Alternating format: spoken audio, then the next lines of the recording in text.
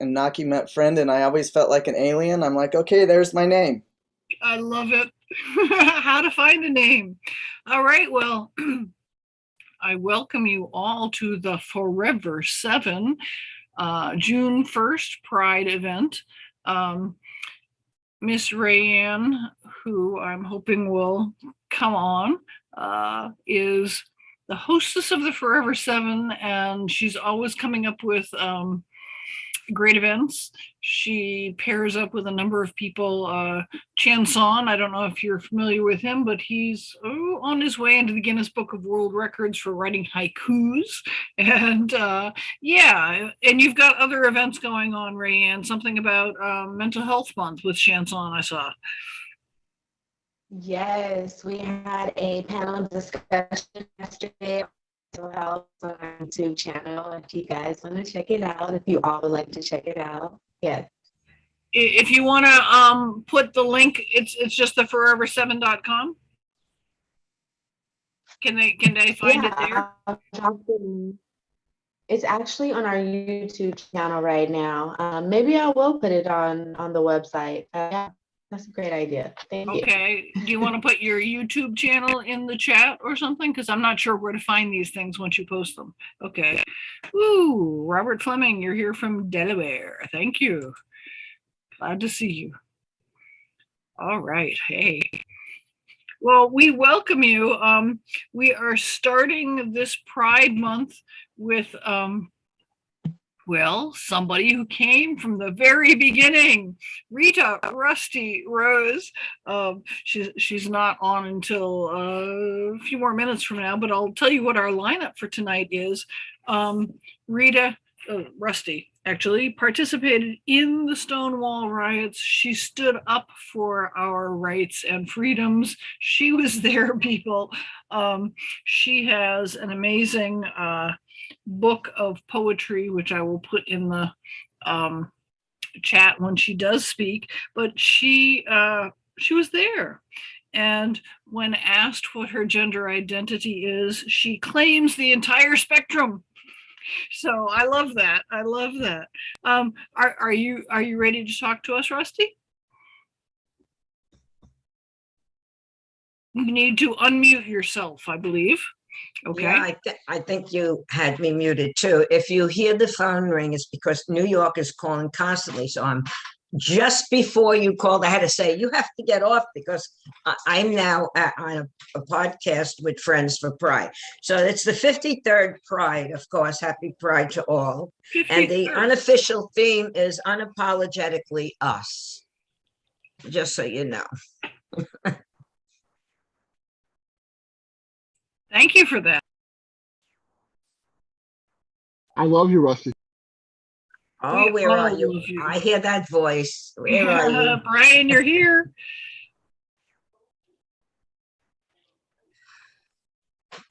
Okay, I was trying to switch. I love Ralphie too. I was trying to switch screens to grab Rusty's link for her book. Here it is. She's got this great book. Come on. Will it let me grab the link and not the whole thing? No. Okay. Let's see. There it is. Copy. Back to Zoom. Sorry, folks. Okay. Chat. Paste.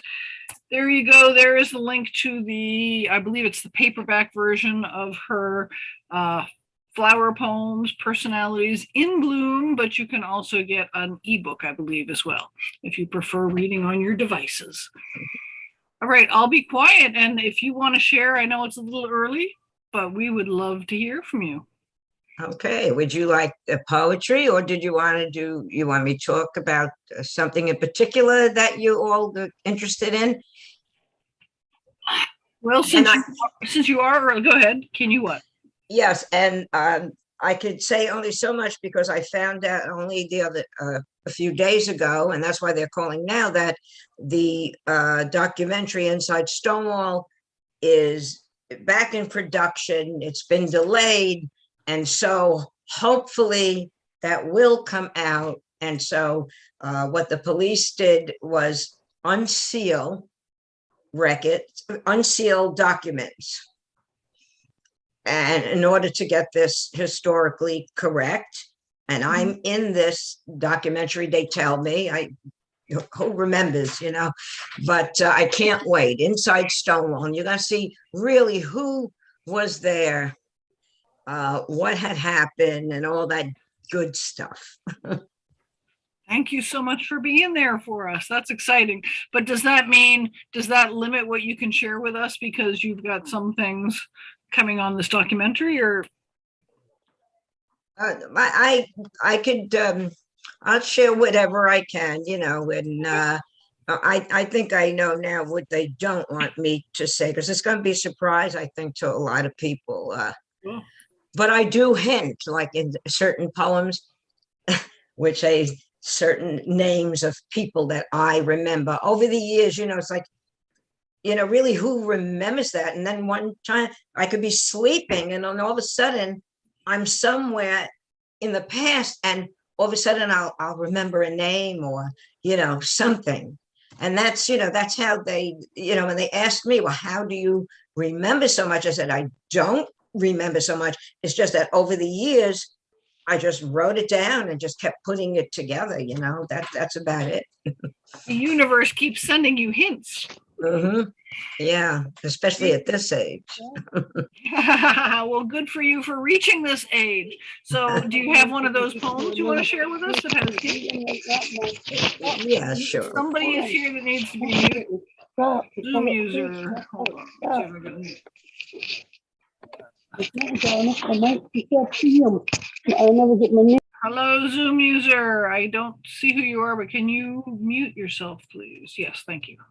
Oh, Okay, somebody's great. trying to get on. Yeah. So what I'll do is, I wasn't going to read in this order, but I'll read something that I wrote. It's going to be in this month's RFD, Rita Frank David. And that's a magazine that's around since 1974, for our community. And it's online also, in case you wanted to have a poem you want to submit to it. And so this poem is about my friend Judy and myself. Judy right now is in Las Vegas, and there's a center now named after her for all her, efforts and her activism.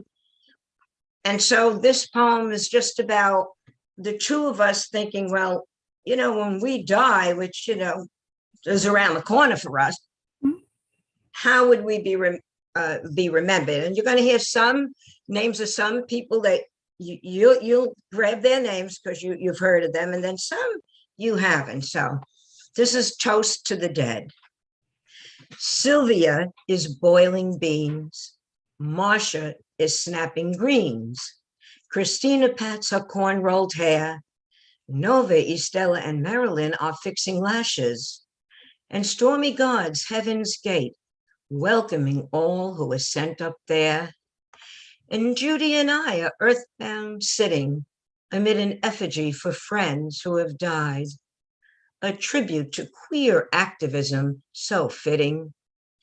And stone-cold hands hold warm as quietly we cry. And gusts of sorrow drift within a pungent breeze, touching our faces, noses in Sheridan Square. Beans are ready, Rusty Rose, Sylvia remarks, then calls to Judy, Miss Thing, come sit by us in this chair. Amused by the familiar squeaky voice, I shake my head and reply, girl, we are not ready to go. We still have a choice. And I turn to Judy and whisper, is it possible our friends can eat when dead? And we gaze at their sculptured likeness and ponder, when we die, will we be posed here with our friends? Will the artist posture us proudly in dress, fedora, suit and tie for all our activist efforts? Will this be how we're honored at our end?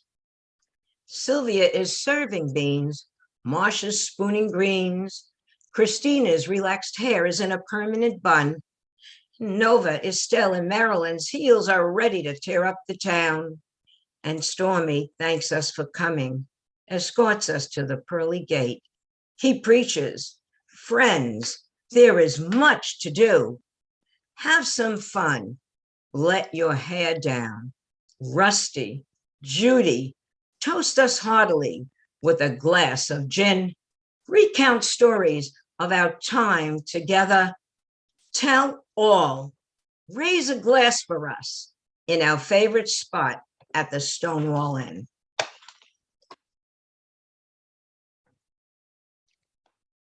Folks, unmute. That was amazing, Rusty. Rusty! Oh, Marissa. Yes, Rusty. That is, my sentiments about that, because as you know, they're only corporations. Let's not get into a tirade, but corporations have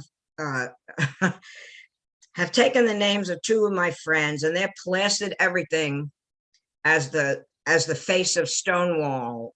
And really, they're the face of our transgender movement, and they're forgetting living pioneers. So that's just my take on it. Well, are we going to be remembered, or do they have what they want? But my daughter has instructions, and the trans community who will take my image, and they know we are not giving it to corporate America. I'm sorry.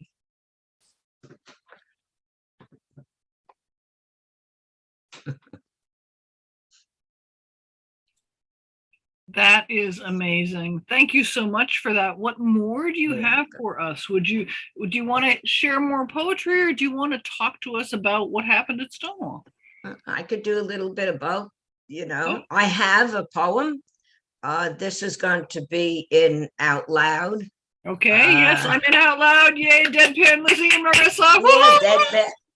Yeah, I think Lizzie would be the only one in corporate America that I would allow my image to be put up there, but others no. And Lizzie is not corporate. Well, selling things, and Yes. suppose maybe they want to be a nice LGBTQ condos going up or something, in the future. Oh, yeah, she'll get you a condo. No, I'm just saying. But yeah, I could talk, a little if you like about a Stonewall, and you want me to do my poem? It's Please. If anybody has a question, I'd answer it, huh? Hey, Rusty, I have a question. Who owns the air rights above Stonewall? Who owns the what? I didn't hear you. The air rights above Stonewall to make it into a skyscraper.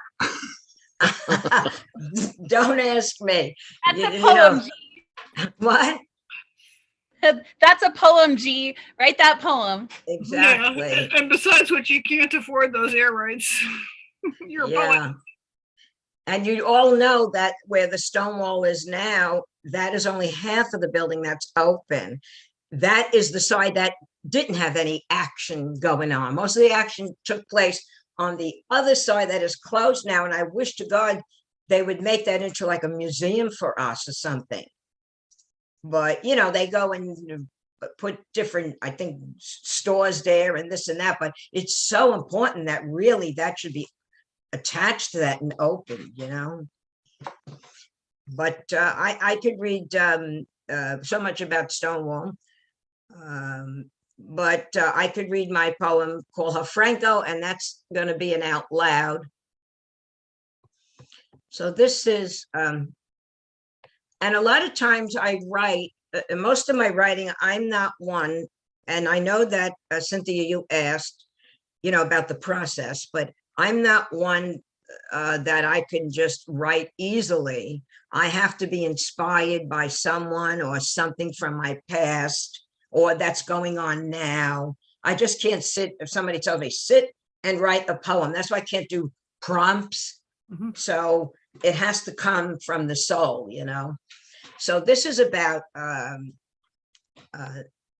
person I met, and we'll see. I'm actually another little, I was asked to be the Grand Marshal of Long Island, the Pride in Sayville. So that is for this weekend coming up also. So this is Call Her Franco. Woman to woman, as we danced, you held me in your thick-set arms, honeyed sweet maize, your scent wafted from the nape of your neck.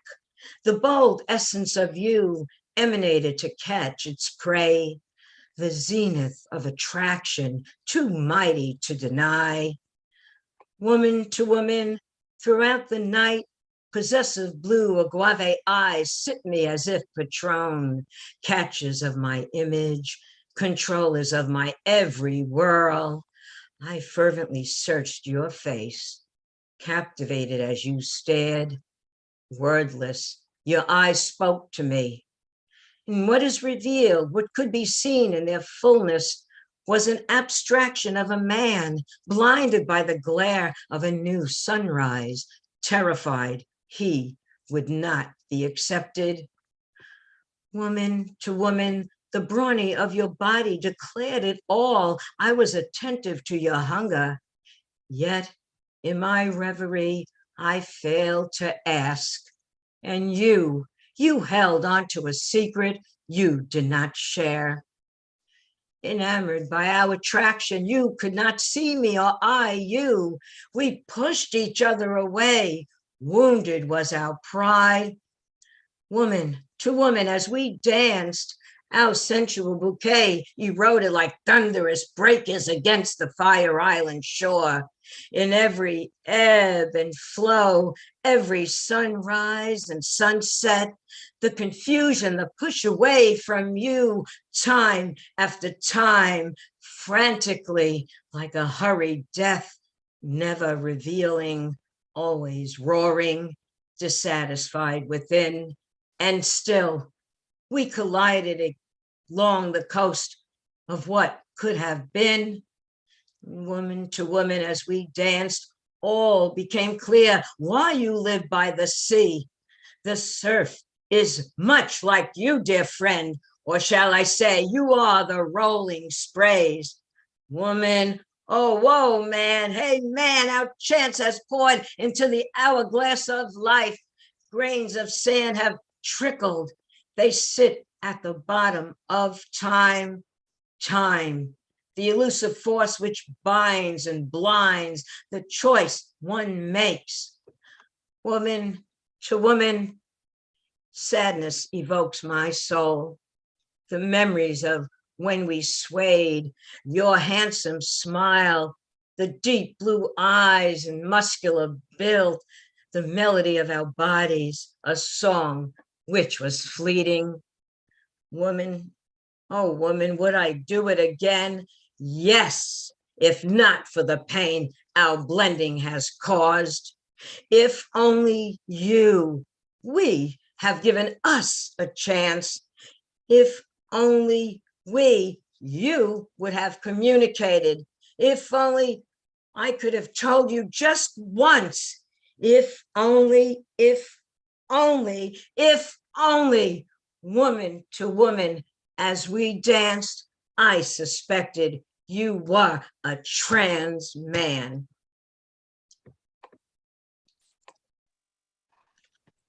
And that'll be you an folks, outline. that was amazing. Wow.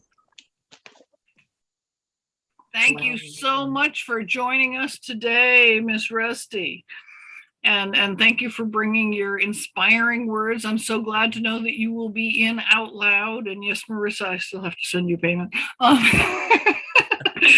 But yeah, I'm thrilled to be there. I've got a piece there too. All right, I'm going to say thank you to you and ask Deadpan Lizzie to step up to the mic.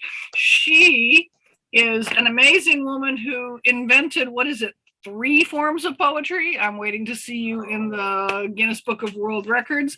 And you have so many books coming up. You have your Pankus, you have this Out Loud anthology, and I saw something about 3 books. Yeah, you tell us. Thank you for having me. I'm honored to be in the presence of so many talented artists and Rusty Rose, who I adore immensely. Thank you for everything you do for our community, Rusty.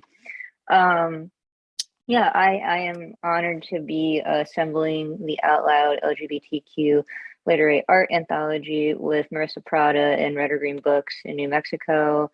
We have almost 50 authors and artists included in it who all represent the different parts of the LGBTQ community, which is incredibly important. I also have my book of Pankus, Kundabini with Ryder Green Book coming out this summer. Both that and Out Loud will be debuting at the New York City Poetry Festival in September, where I live. So I hope to see some of you there. And then I do have, so one of 3 books with Telltale Poetry in Delaware is coming out this year. It's called Inner Visions, which is the first 4 years of when I really started writing, sharing my poetry. I've been writing poetry for longer, but when I started sharing it with people on social media, and the other 2 books will come out in a couple years. So a little tease, you guys are gonna have to hang on just a little bit. And then, yeah, I'm honored to be here, and thank you for asking me to be a part of this Pride Mic. I am a bi-gender queer woman, and yeah, so I'll read some stuff. And I'm also honored you are part of Out Loud, Cynthia. Thank you for submitting, and happy to include you, and as well as Robert Fleming and Brian Generalissimo and Rusty and Marissa, of course, and many other people. So thank you all for trusting us to publish you. Yeah, I'll read a couple things. So this first one I'm going to read is actually one I am putting in the anthology. It's a poetry monologue, so it's part dialogue, part poetry. I do poetry plays and monologues as well. It's titled Me. Elizabeth Sophia Strauss. I came out bombs bursting in air, a rather warm Independence Day evening, proudly declaring mine, fighting the strep throat and Billy Rubin light so I could scream from the bluffs to Belterre. I'm not like the other girls who wanted to run around in floral dresses with ribbons in their hair, flashing Shirley Temple locks for boys to drool over. I've known since I was 3 I like my own gender, sex. I felt like tomboy trapped in half a woman's body. Not until 30.5 years around the Cancer sun did I realize I am bigender. Elizabeth Sophia Strauss, accepting who I am on a chilly, what we call spring day, I finally let myself discover my pronouns and gender identity. Half she, half zir, mostly female, mostly genderqueer. Maybe sometimes male, but I prefer butch. Elizabeth Sophia Strauss, I have no desire at this present time to make amends to my temple. I love my breasts and pussy as much as the next woman. I love my long blonde locks that flow in the wind in summer heat naturally. Zir is for my connection to my German ancestors. She is for the body and mind God gifted me. The beanie they rested upon my head, protection. The beanie I rest upon my head now, protection. Thank you. Let me see what else am I.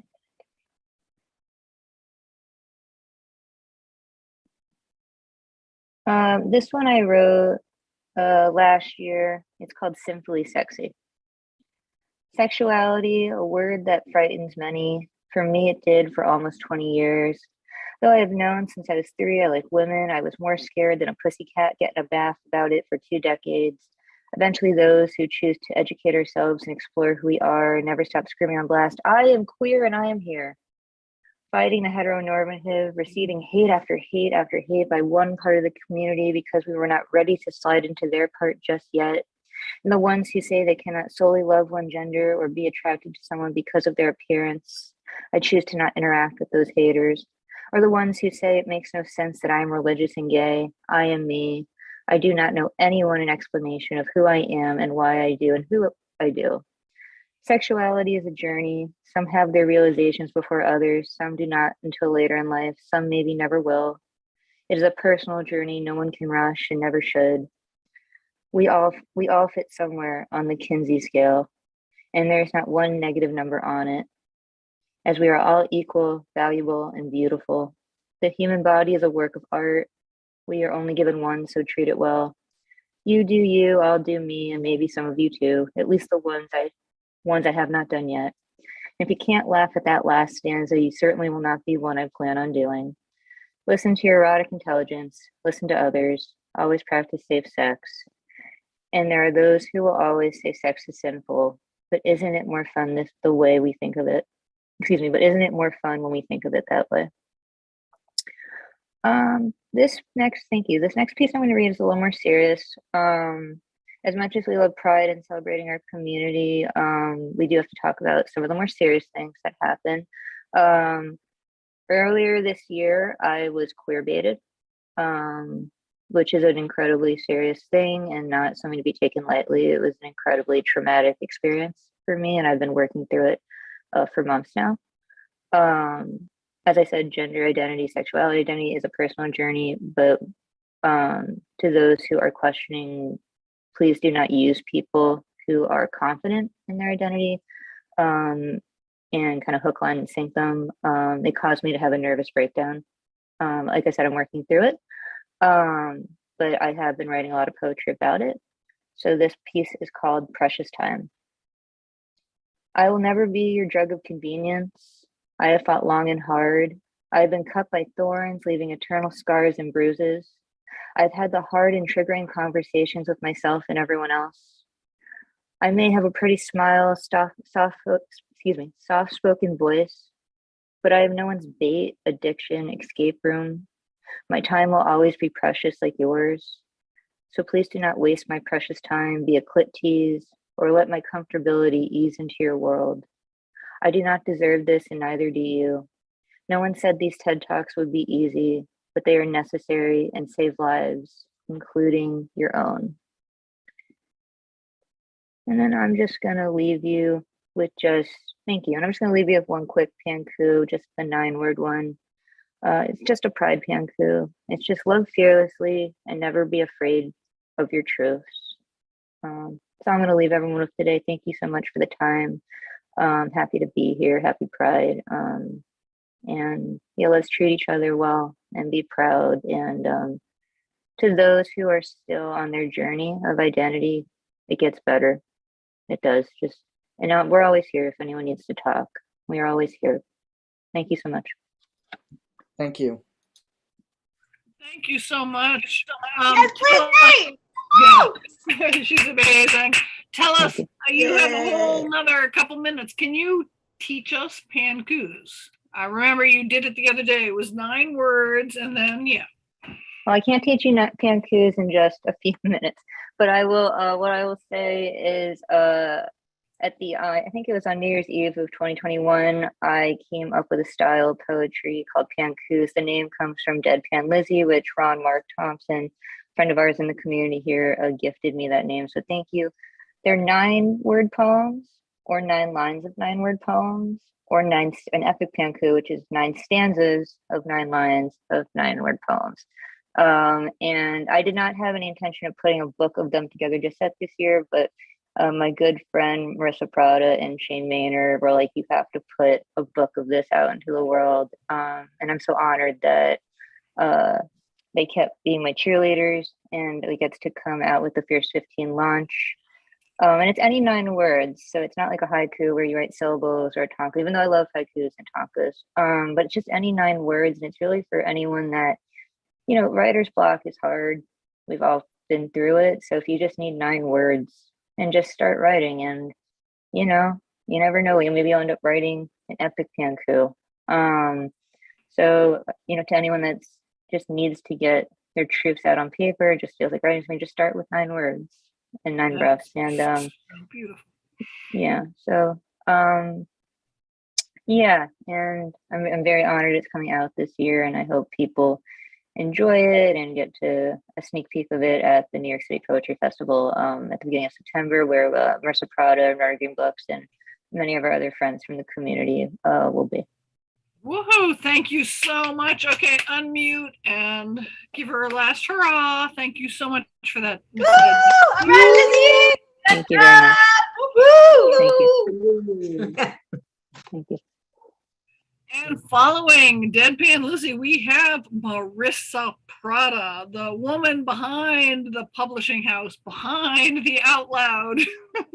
She is Red or Green Books. She hosts multiple open mics and has The Word Is Right, I believe. Is that you? Yes, I'm the creative director for The Word Is Right. Brian Franco and many other people doing open mics around the clock. Go ahead. Thank you, Marissa.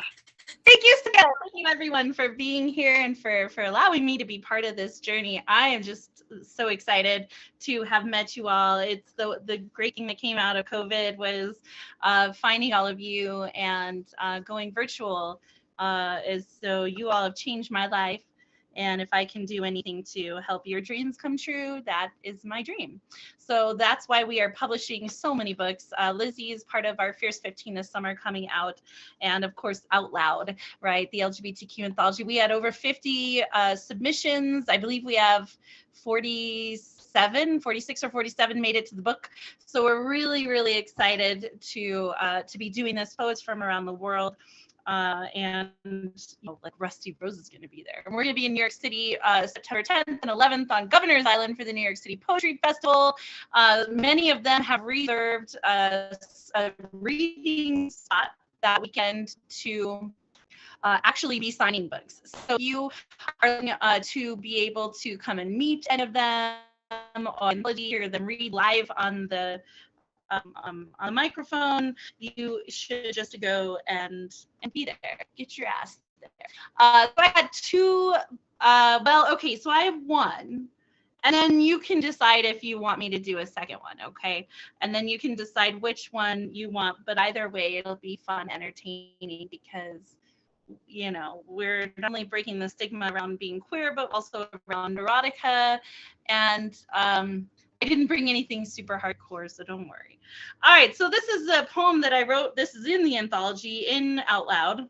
And it is my response to the Don't Say Gay bill.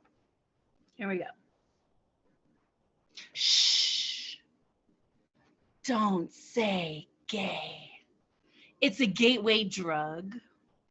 Well, here's what I say to your shushing. Gay, gay, gay, gay, gay, motherfucking gay.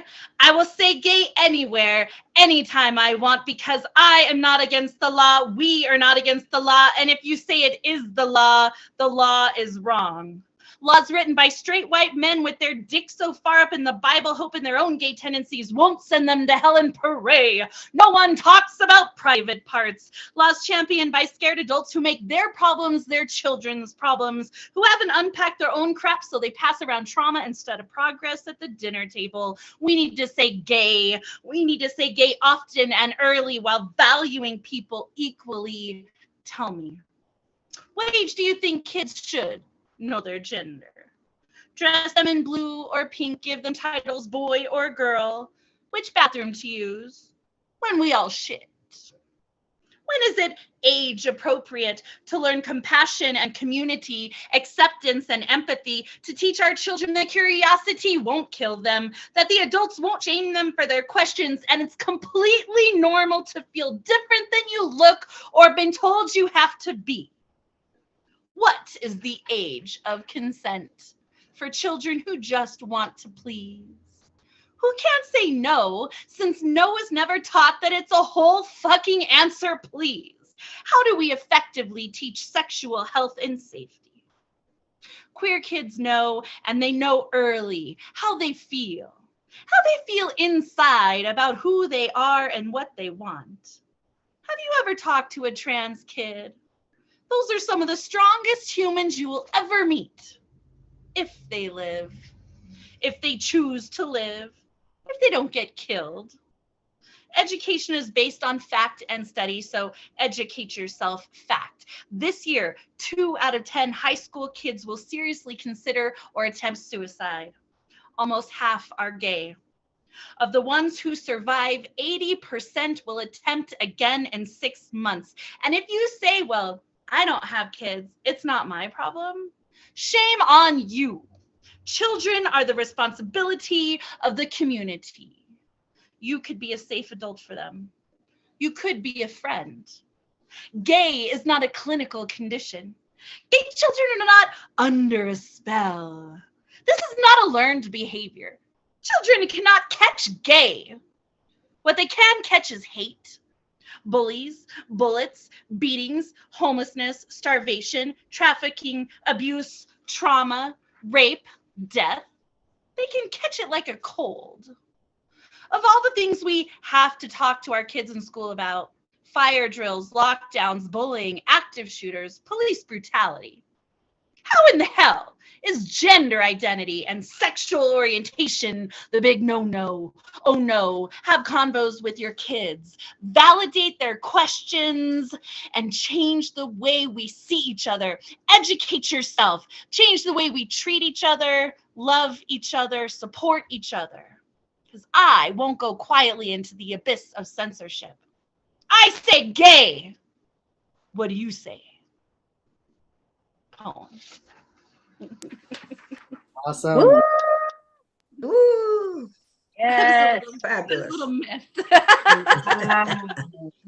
God's waiting pissed me off. So yes, Clearly. it's so important that we talk about this. We speak about these things. There's power in numbers, but there's power in validation and loving and supporting one another. And suicide is I believe it's the leading cause of death for children under 18 right now. COVID did not help, okay? So we can help by speaking up and speaking out against this. I'm a bi, polyamorous woman. I love everyone. So that my journey is just one of,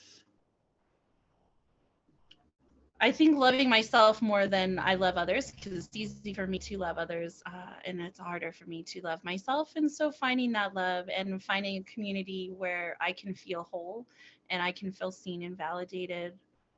So I fight so hard to validate all of you. And poetry does that. So if you are not a poet, pick up your pen and write. It doesn't matter. Even if you don't share it with anyone, just write. Just write what you're feeling, write what you're thinking, get it out, get it on paper, because eventually you're going to have a masterpiece. Okay. All right. So do you want something funny? Do you want a feel good? I mean, that was a really heavy piece, and I don't like to leave people on the bottom when I leave a poetry. You've got 2 minutes. Yeah, make us laugh. Fabulous. This is a 2-minute slam, Cynthia. All right, here we go. This is titled Bagel and Pap Schmear. All right, here we go. My vagina, Mrs. Light. See, she has to wait every year for that one special day. Just the thought of that cold, hard metal speculum. Oh, and that tiny plastic scraping spatula gets her all riled up. Crinkling white featherweight paper blanket. The doctor enters the room with her perfect mascara again. Says, lay back, butt down. The sound of those foot stirrups clink. Man, there's nothing like it. The expectation, the tantra of the entire operation, standing ovation for this current ovulation. The light is on its way. Just give me one good thrust. Nothing like an annual pelvic exam. Hands glove-loved, snap of the wrist. Waiting in anticipation, lube goes on all over her hand. My doctor has the best hands. Nothing like the feel of blue nitrile gloves, just a tad too large for her fingers, wrinkling at the ends. And with the pop, she places that speculum right up my special purpose and spreads me like Moses. Her name is Moira. And there it is, sunshine at last. My pussy in her Hawaiian shirt and sun had hair fluttering in the breeze, toes in the sand, margarita in her hand, followed by gooey glove, finger love. They go to town on my corridor. I had to close my eyes and breathe in deep. Remember to keep it professional. And in just a moment, it is over. The pressure is gone, and so is she. Goodbye, speculum and scraping spatula. Goodbye, nitrile gloves and gooey lube. Goodbye, white paper blanket and sunlight. See you again next year. Who can make a vaginal exam funny? Marissa Prada. That was good. It is Brilliant important poem. for us to also, right to our physical health, right? Our sexual health, our physical health as well. So if I can get you in the doctor's office, go. Good for you. Thank you so much, Miss. Okay, now let's see. I wrote it down. I have Annunaki, Ray Marquez as our feature presentation, and I'm sure I just butchered your name, but hey, and they are going to educate us. He claims intersex physiology and identifies as a gay man and transgender, and he's just got a lot to teach us. So I will be quiet, and the floor is yours. Thank you so much for coming. Thank you for inviting me here. I'm going to give you guys 3 links. Let's see if I could get this. Whoops, I got the wrong computer. There they are. I have 2 keyboards in front of me, so I'm having to multitask here, and it's kind of interesting because I have information technology issues. Okay. I don't know what you guys know about intersex, but I'm the person that comes into the room that teaches a new word, and that's endosex. And what I teach is that you have endosex male variations, endosex female variations, and all the intersex variations in between. And both can be assigned wrong at birth. And both have the right to change their sex traits with hormones or surgeries, and that we are all valid. The problem with the intersex people is when we are born, doctors and the government and our parents get all confused because they don't know if we are male or female. So sometimes these surgeries are forced on us without our consent as children. And sometimes we even end up in psychiatric units like I did. So even if we did escape surgery, I would still be psychically mutilated. So I'm one of the few that was not surgically changed. I was born in 1967, and in a way, that was my saving grace. Anesthesia hadn't been developed very well. The surgical techniques hadn't been developed very well. So me and Rita Valori and a few other activists, intersex activists, did squeak by with our physiology whole. However, I was locked up in psychiatric units. I was psychically mutilated. Sharon Preeves is the author of the book Intersex and the Contested Self, and she is the one that gave me that word, psychic mutilation. I never knew what to call it because you don't go to counselors that have not been taught about this and learn these things. So thankfully, I have some words to describe this. So my name, Annunaki, means Anu, aunt, and Naki, friend. It's ancient Sumerian, and I always felt like an alien ever since I was 3. I literally was put into conversion therapy, John Money type conversion therapy at 3 and 4, to be taught to be a girl. So I am going to read you a poem. Why do I feel like a visiting alien? Do I really have to have more surgery to fit into your world? I used to appear a typical woman. Then I used to want to appear a typical man. Now I'm being compared to transgender men. I even made a lousy woman. Where do I fit in? Please do not erase me. I've had over 19 surgeries thanks to being sickly and broken all my life. I am exhausted of trying to fit into your world. Please do not erase me. Just let my body be. They say no body is shameful. Oh, how beautiful that is. Please do not erase me. I just want to go to the beach, the pool, to dress the way I am. But do I dare? Will I be called the bearded woman? Will you call me drag? Would you be a friend or talk behind my back? I am not a circus sideshow. I am not a woman. I am an intersex person. I am an intersex man. Please do not erase me. They said I am unlovable, yet I proved you wrong there. I am loved, desired, and needed. I am loved. A parent, a husband, a brother, a cousin. and an amazing friend. I even contribute to this world to make your planet a better place. Yet, here I am wishing to be a part of your world. Please, I beg this world for our human rights. Stop cutting us to make us fit in. Stop expecting me to cut myself to fit in. I will not have more surgeries. This planet is mine too. I simply want human rights. I want to feel human. Please do not erase me or any of us intersex people. I doesn't have to be invisible anymore. Thank you. Unmute, folks. Woo! Woo! So powerful. Yay. Fabulous. Love it. Thank you. Wow. Now you call yourself a seahorse dad, and you are a birth father. You want to tell us a little bit about that? Because that's kind of hard to wrap the mind around sometimes.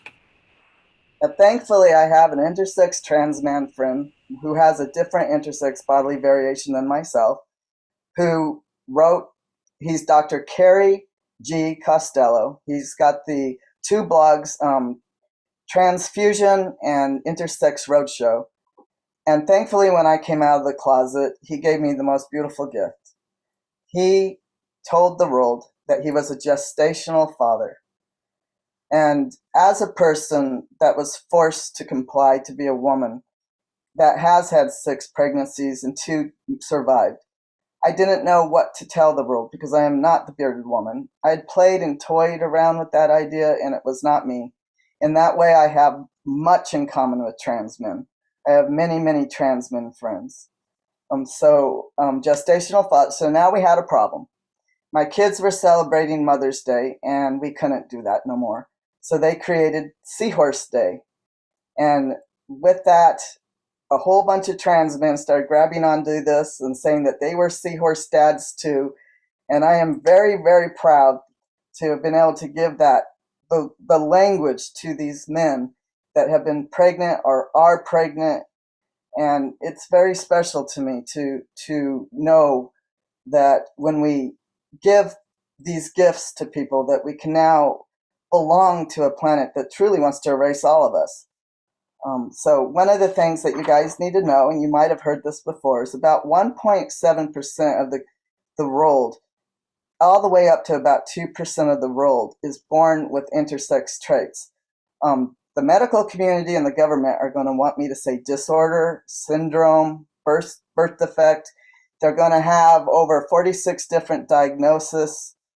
I fought for my human right to change my to change my female birth certificate to intersex.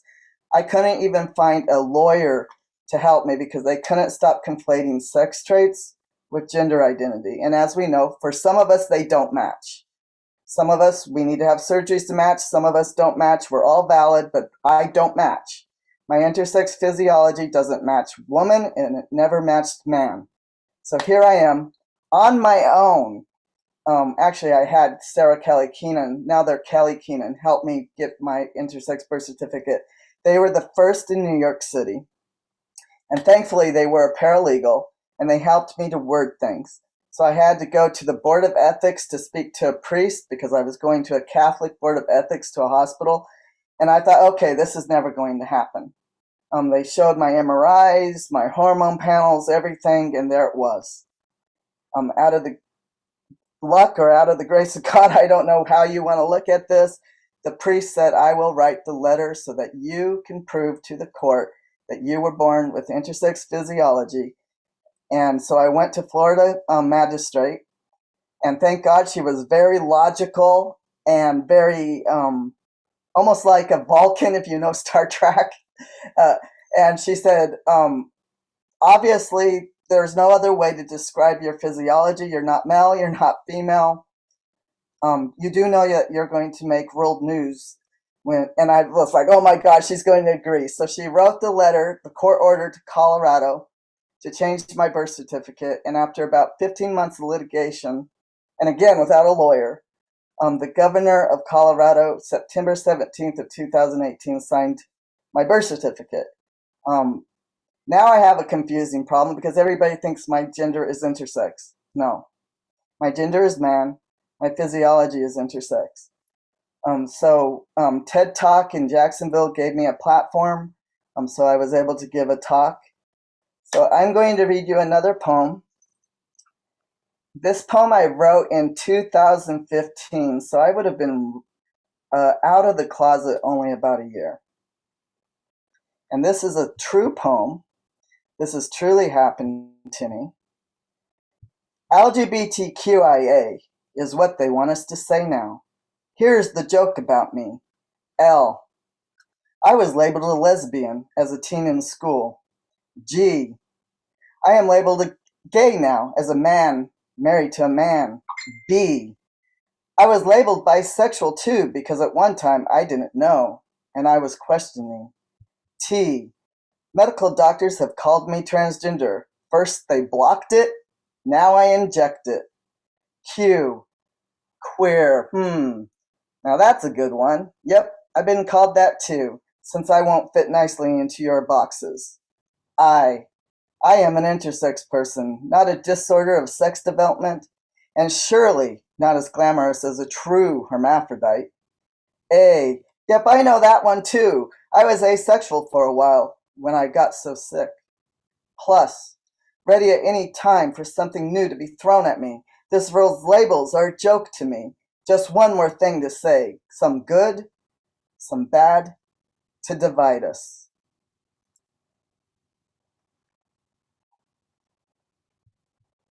Woohoo! Come on, folks, unmute. That was amazing. Thank you so much. Yeah. Now I'm going to read you a poem that you guys have seen that poster out there that, and once the storm is over, you won't remember how you made it through, how you managed to survive. You won't even be sure whether the storm is really over, but one thing is certain. When you come out of the storm, you won't be the same person who walked in. That's about what the storm is all about. And that is by Haruki Murakami. God, I probably slaughtered their name. But this poem is in reference to that and how it made me feel when I saw that for the first time on Facebook. I was like, oh my God. And once the storm is over, I was buried alive. I sit here wishing you had not buried me alive. I was your brother. I know I made a bad sister. I was your son. How could I be who I was never meant to be? Is this my punishment? And once the storm is over, I don't remember how I made it through, how I managed to survive. I'm not really sure if the storm is really over. But one thing is for certain, I'm definitely not the same person who walked in. I sit here wishing you had not buried me alive. It hurts. I was your brother. I know I made a bad sister. I was your son. How could I be who I was never meant to be? Is this my punishment? I emerged from the storm, broken in many ways. My heart was crushed by this world. The dirt piled high above me. How did I survive those lies? Look at what you've done to me, burying me alive. How I managed to survive. I'm not even really, and I am not really even sure if the storm is over. But one thing is for certain. I am definitely not the same person who walked in. And once the storm is over, so many gone from my life, frightened, ashamed, disgusted. But here I am, the one crushed by the hate of it all. Don't tell me you know the words of Jesus, when the worst pain was inflicted upon me by you, and yet you still pray for me. Who the fuck knows who the fuck knows why you didn't care if I lived or died? But yet one thing is for sure. You are gone now, and I was buried alive.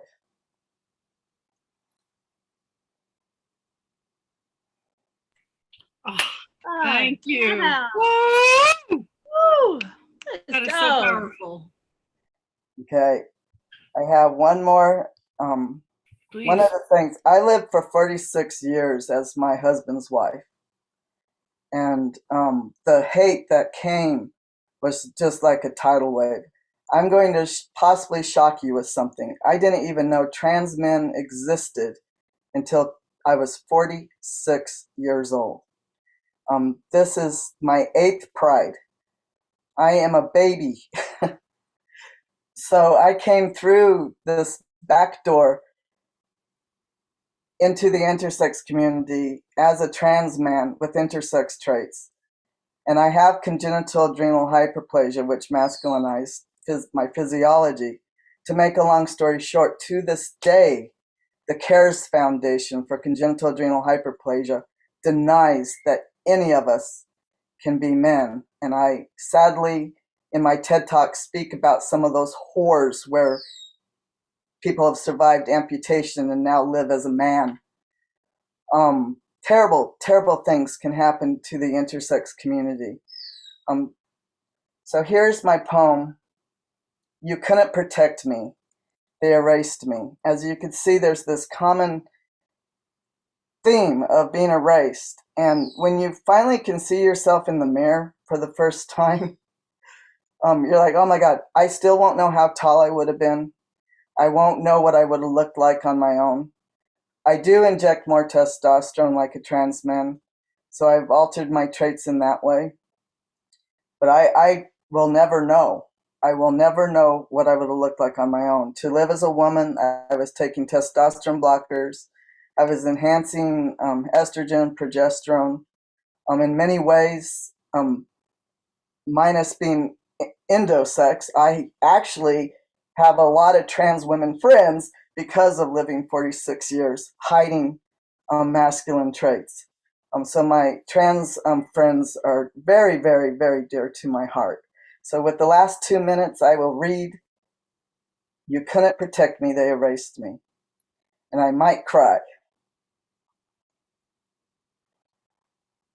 To my mother, when I was born, I became a thorn in your pocket.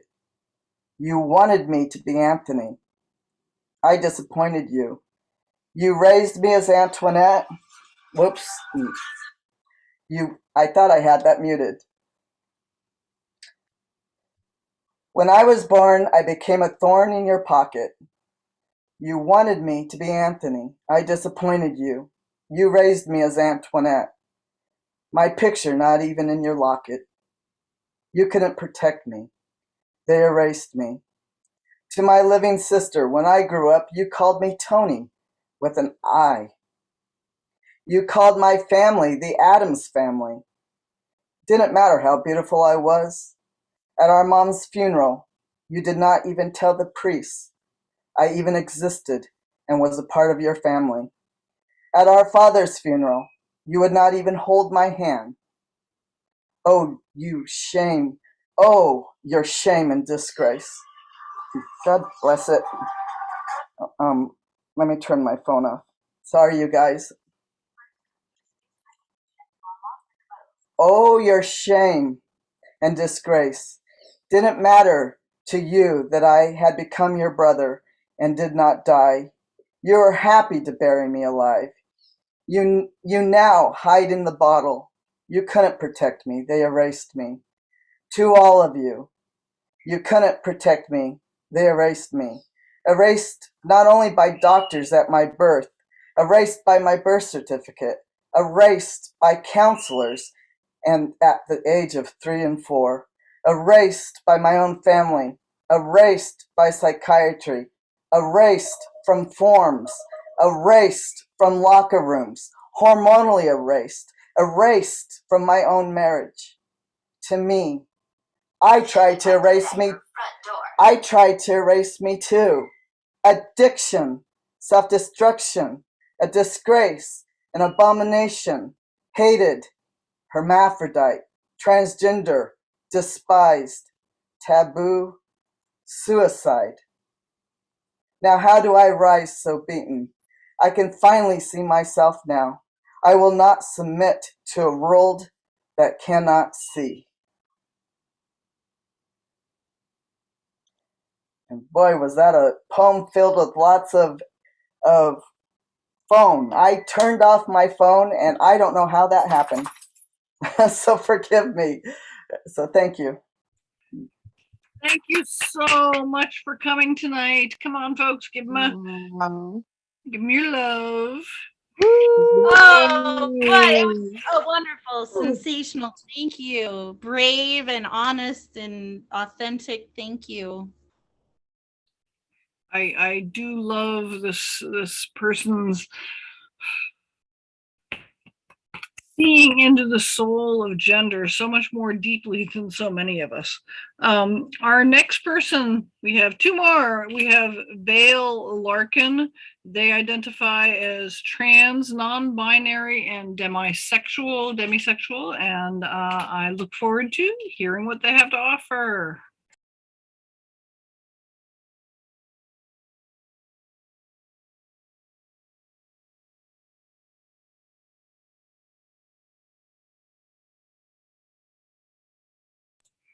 Hey, Vale, are you there? I know you had a migraine at the start of this. Are you in a position to unmute? Yes, so sorry. I just had to get my light on. That's awesome. Thank you. Glad to see you. Good to see you too. Okay, well, this has been just an amazing night, and I'm going to finish up with mostly love poetry, because we have to remember that this is all about being able to love openly and freely the people we love.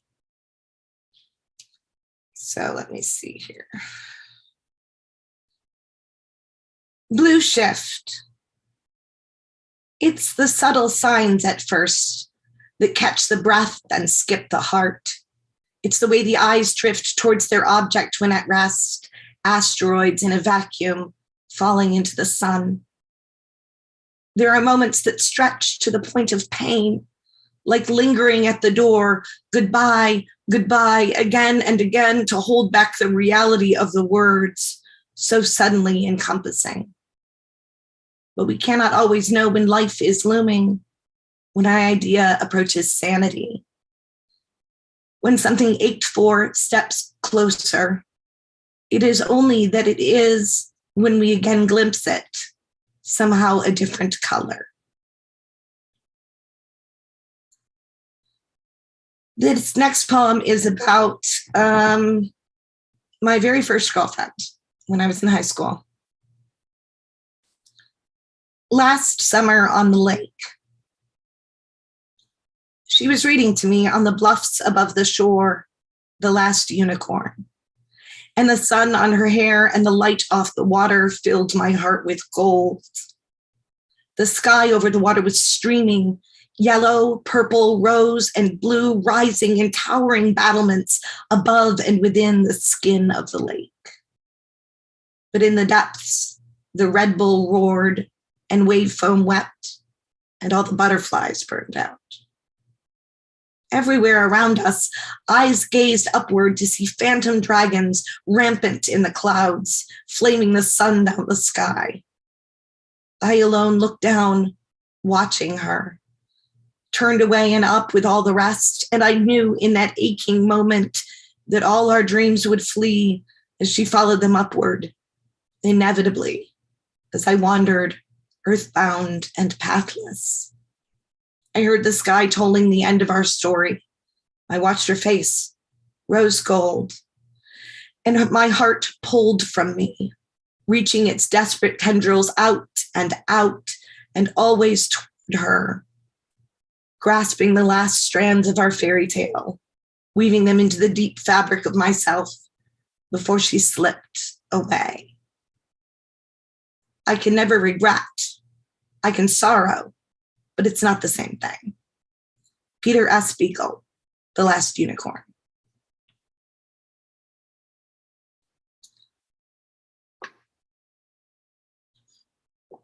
This next poem is a metaphor. I'll just say that at the beginning. How to peel a peach. It's easy, so easy. Hold her lightly like porcelain treasure and carefully gently slide your blade through only the most superficial layer of her velvet boundary. Score it with X's for pressure and heat to peel lightly at the edges, and then lovingly surround her with wet, seething heat. You don't want her to bruise, to boil, or burst before time. Apply your hands with delicate caution, and she will warm you too, and her scent will cocoon you as you slide your fingers like tongues over her, tasting her flesh and the juice of her, luscious and lingering, like clinging cream on your fingertips. You must keep your hand smooth and soothing over every last inch of her dripping self. And when she is begging for release from her tension, then, only then, will her clinging, hesitant integument slip, slicken, and surrender.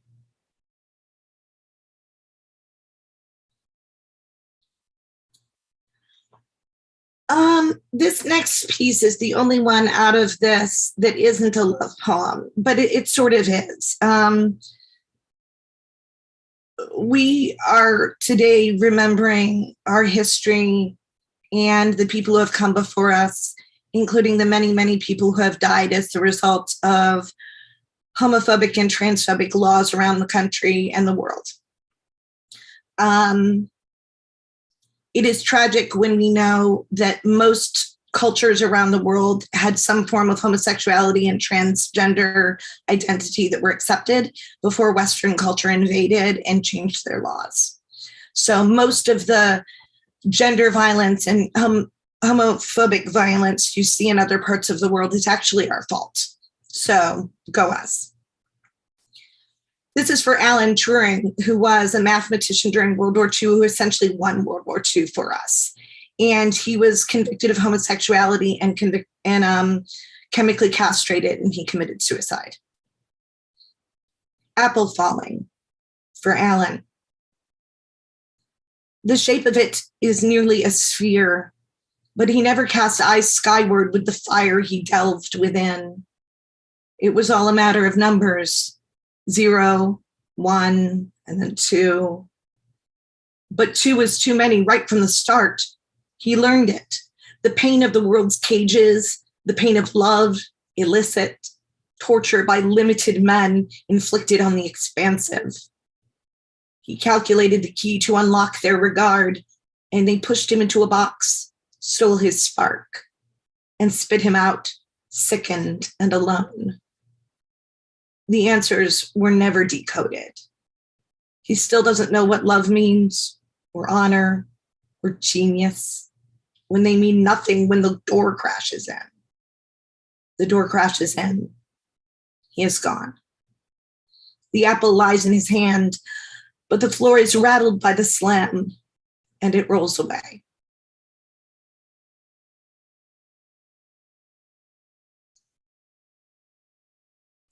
Ooh, that was powerful. Come on, folks, unmute. Did you have another one, or is that it? I don't know how much time I have left. I was just going to ask. About a minute. I have a real short one. Cool. I'll be quiet. Love song to a fellow bibliophile. Oh, you book lady, with your paper-polished fingertips and mouth made for reading aloud. I can see you handwriting a letter to somewhere you have only read about, and the pink flick of your tongue on the moistening edge of the envelope sends me spinning and spinning. Stories fly from my mind, all wit and whimsy stripped away, as my eloquent charms fall silent in the face of you. I would give away all my favorite volumes to see you smile at me the way you smile at those literary giants. I long to offer myself, handmade to your passion. I will dust the spines and mend tears in precious pages.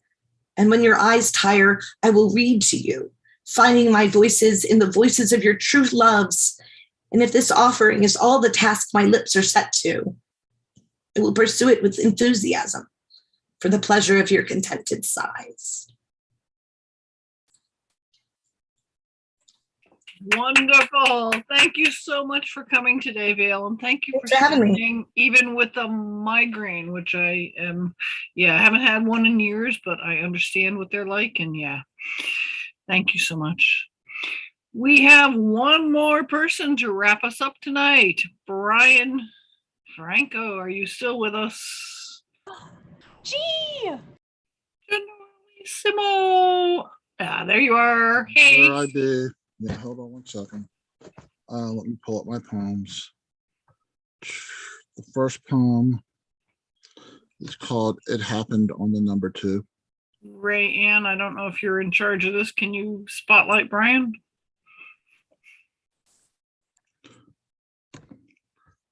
Can you hear me fine? We can hear you fine. Now we can see you. Awesome. Okay. It happened on the number 2.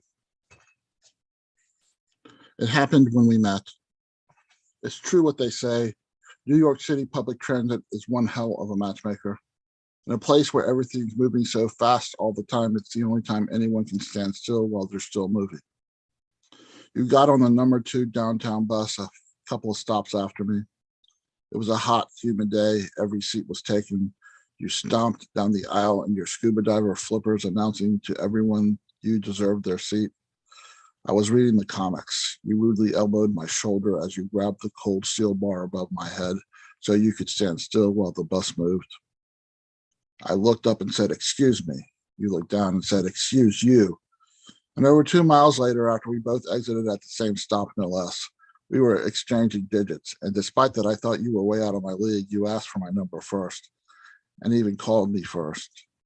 On our first date, we went to that place on 7th and A with the narrow, steep staircase leading to a loft space with exposed brick walls, a long pockmarked antique oak bar, and a floor-to-ceiling window overlooking Avenue A and Tompkins Square Park.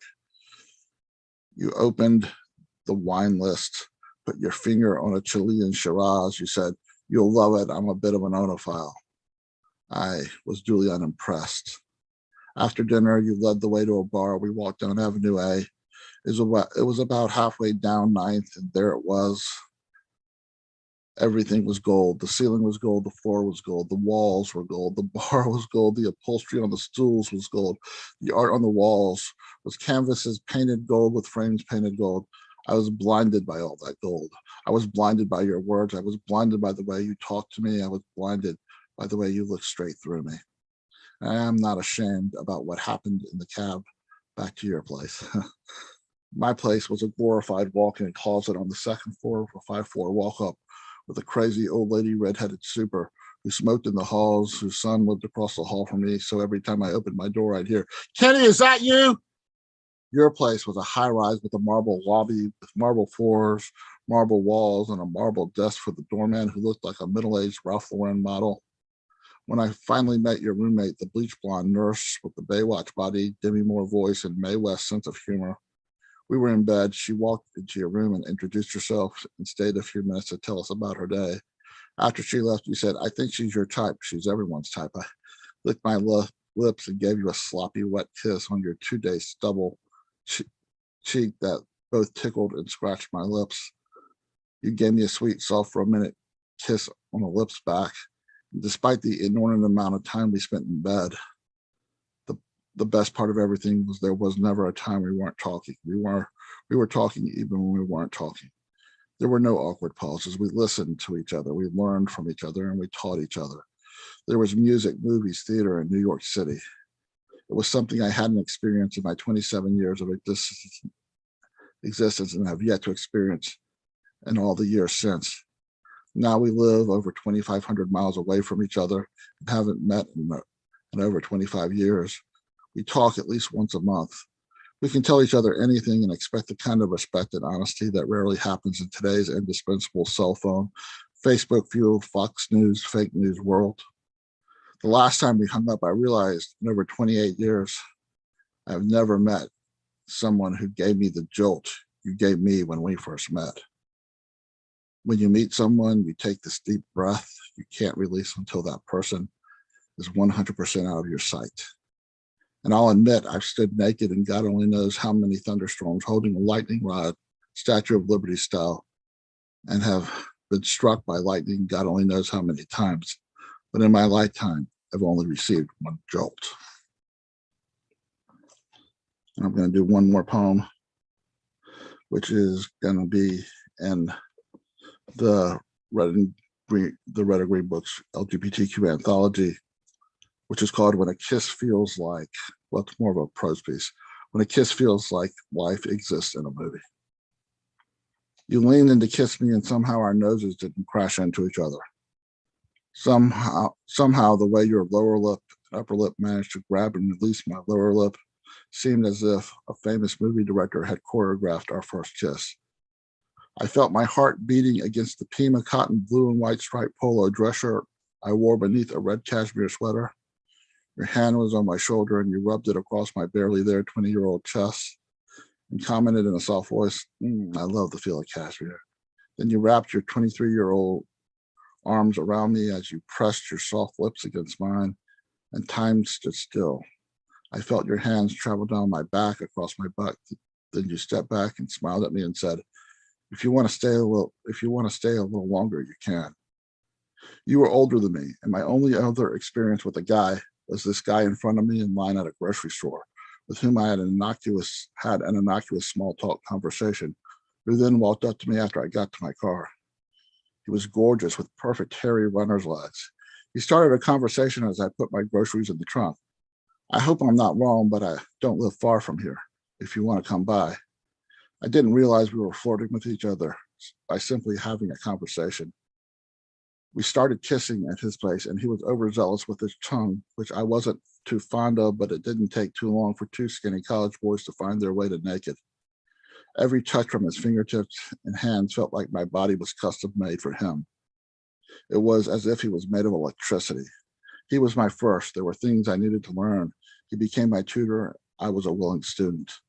We'd meet once or twice a week at his place, which lasted for about 2 months. We'd always get naked within a few minutes of my arriving and stay undressed my entire visit as if we were nudists. I bought Paul Young's Secret of Association. I put the cassette in his stereo system on side 2. The first song was, I Want to Tear Your Playhouse Down. The whole side 2 was a soundtrack for a sex romp. I think we cared for each other, but it was the 80s, we were closeted, and there was no chance of us continuing without blowing up our lives. When you and I met, you were a grad assistant to a professor. I made an appointment with you to help me with something I didn't understand. Afterwards, you suggested we grab some dinner sometime. Again, another time I didn't realize I was flirting. I could definitely feel my heart beating against my preppy knit shirt as I sat across your desk.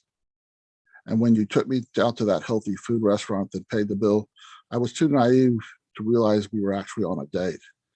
It was a breezy, cool, early spring Florida evening.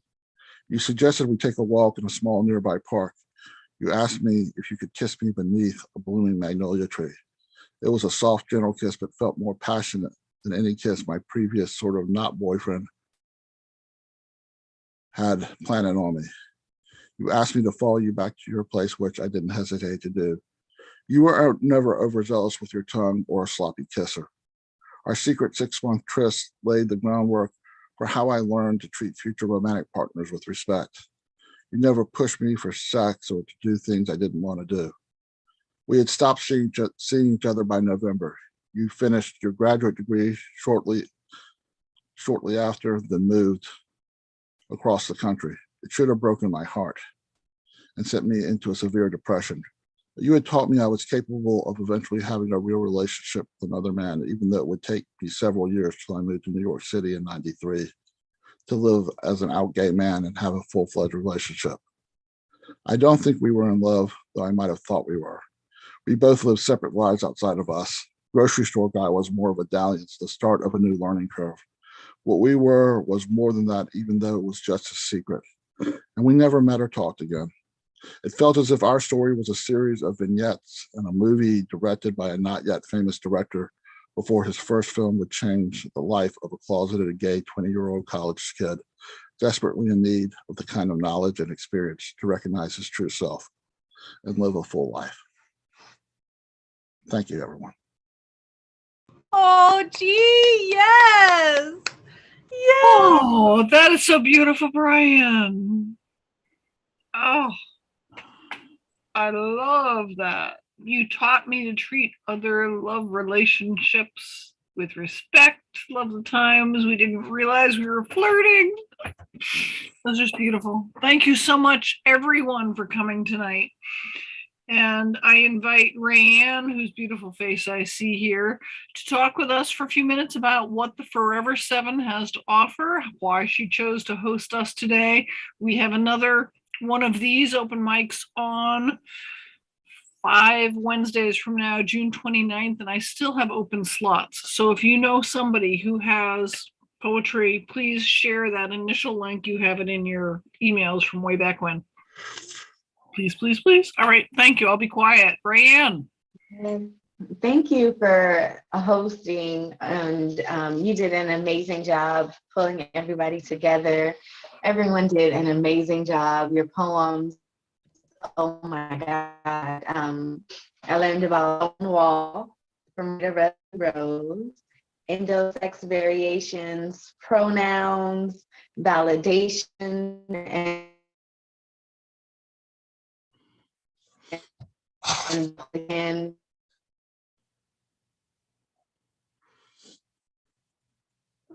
incorporating arts into that.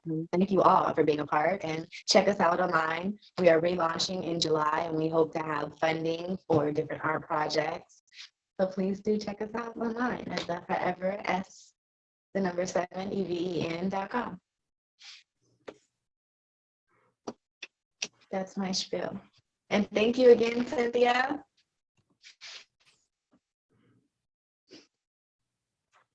Yes, Cynthia put it in the chat.